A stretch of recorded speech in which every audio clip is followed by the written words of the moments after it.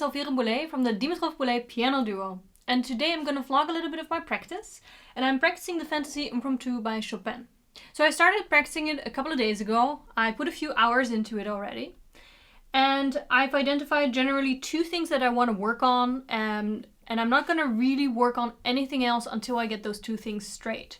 And that is the 4 against 3 groups, meaning that you have 16th notes in the right hand and triplets in the left hand, and the speed.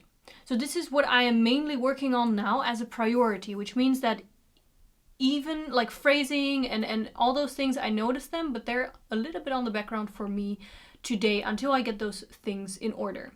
So I think actually building speed is something that students are very interested in. So I think maybe it will be useful a little bit if I talk a little bit about that and show you how I do that.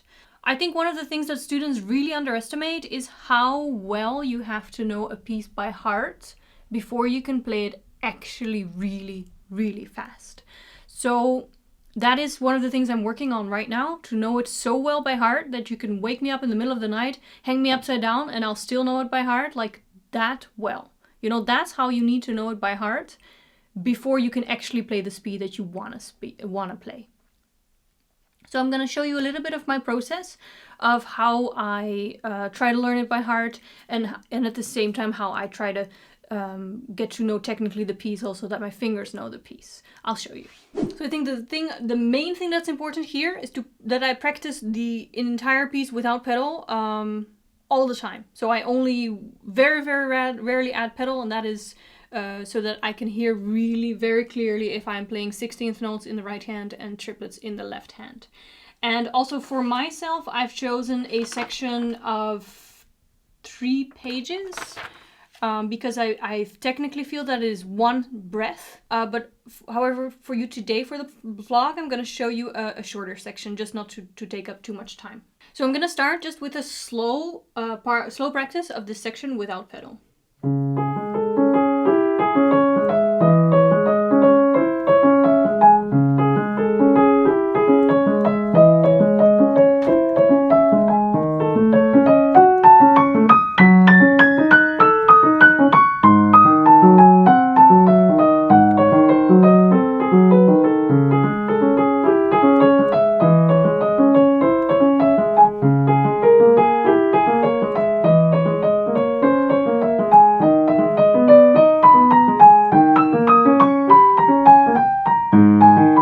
Small mistake, so I fixed that. And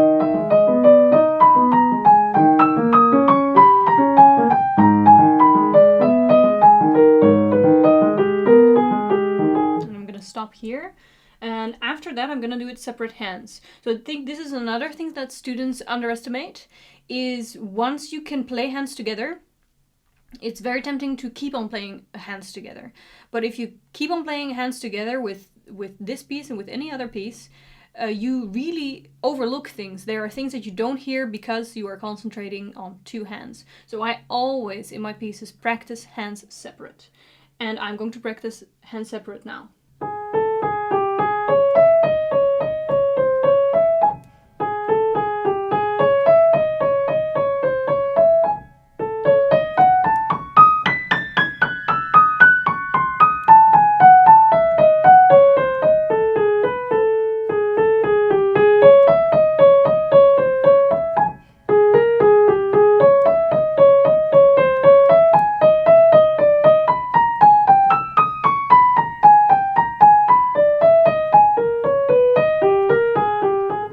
It's also a great opportunity to learn it by heart by learning the hands separately by heart. I'm already trying to play as much as possible as I can by heart, even though I do need to look at the page every now and then. Now I'm going to do the left hand, and I think in this piece for me, left hand is the main problem. And I think you see this with a lot of romantic pieces, that the left hand is playing out very stretched. You see how my fingers are very stretched. Of course, I have small hands, but these are large distances. And if you have large distances in your left hand that need to be played fast and that are mainly on the black keys, which of course are much more narrow than the white keys, is actually really tricky. So whenever you see such a such a kind of structure of a piece, you have to realize that you have to practice your left hand probably more than you practice your right hand.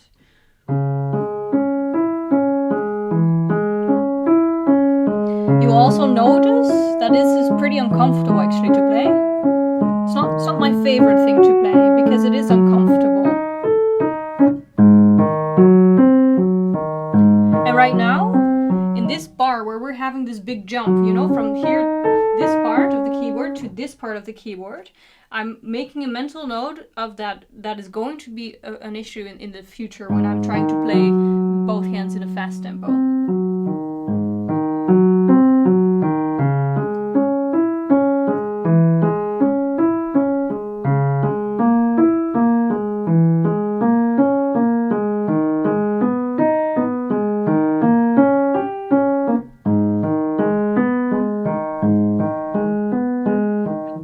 Okay, so this is what I'm going to do. I'm going to actually, in my practice, I'll not show you now, but I'm going to play again the left and the right hand separately in a faster tempo. And let me just show you the left hand real quick, because I already determined that is the more uncomfortable of the two. So I'm gonna play that in a faster tempo and see what comes up there.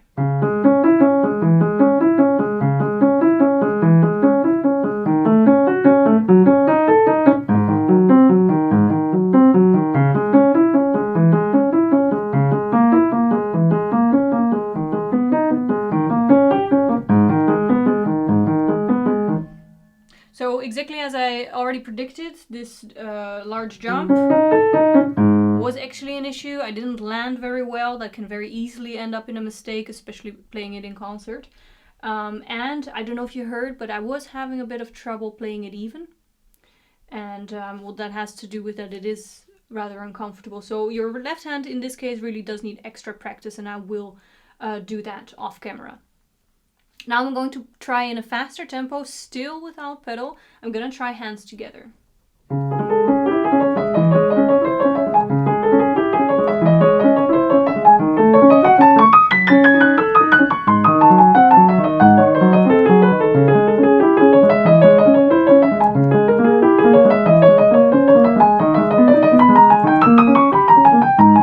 Did a fingering mistake there, so I'm going to repeat that. I think I did it again. Let me try.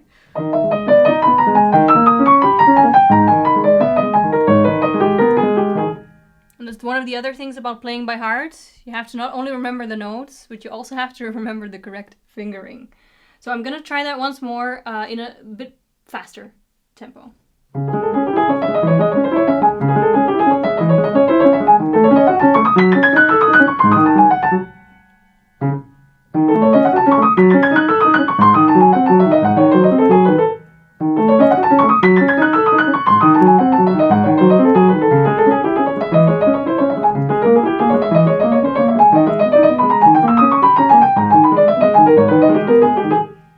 Although it might seem that I was successful with increasing speed, actually the left and the right hand are not so good together. I'm playing unevenly the triplets in the left hand. The right hand is not together with the left hand.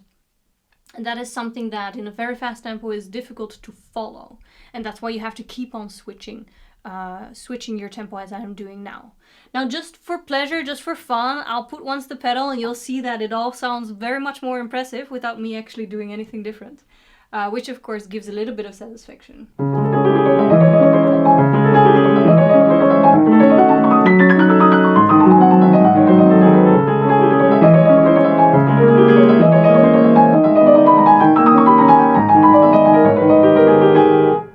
That sounded more impressive. I actually did miss a few notes, but that's the danger if you actually practice with pedal. You think that you're doing better than you actually are. And I do this, what I'm showing you right now, just in a kind of shortened version. I do this for the entire section that I chose for myself. And every round that I do takes me a little more than 20 minutes. And I do that 3 times, which means that it takes me a bit more than an hour to complete this kind of work that I'm doing on this first section. I think that's another thing that maybe people tend to underestimate, how long it takes for a piece. And this is not really a difficult piece, if I'm honest. What makes it difficult is the speed and the rhythm. So your right hand playing 16th notes and your left hand playing triplets. But technically, it's not really very difficult. So just for a piece that's not that difficult, to get it up to a really fast speed, because it's allegro agitato and later on it's presto, it takes actually a lot of effort. It takes a long time. It just takes, you know, the work, the repetition especially, to get it by heart so well that you simply cannot forget it, and to get the tempo up to speed without running the risk that your left hand kind of follows your right hand like something random. So still increasing the tempo and still keeping this proper rhythm of the triplets against the 16th notes. So that's a little part of my practice. That's a little bit of a peek into how do we actually increase speeds, which is something I think all students are interested in. And I think that what you can take away from this for now is to learn it by heart really, really, really well. Just unbelievably well, that you cannot forget it, even in such a fast tempo. And to repeat it a lot, to not put any pedal, to make sure that you're listening to every single note, that everything is clear and everything is not sloppy, that everything is precise. So I think a lot of repetition, learning it by heart, those are the first steps. And after, when you feel very stable, you can, you can go into more musical things as well, like the balance and the phrasing and all these kinds of things. So that's what I'm doing now this week, and I hope you enjoyed. Thank you so much for watching. Don't forget to subscribe if you haven't subscribed yet, and don't forget to like the video. That helps us out a lot. You can check out our Instagram, you can follow us there. We are also on TikTok and on Facebook. Thanks so much for watching, and we'll see you next time.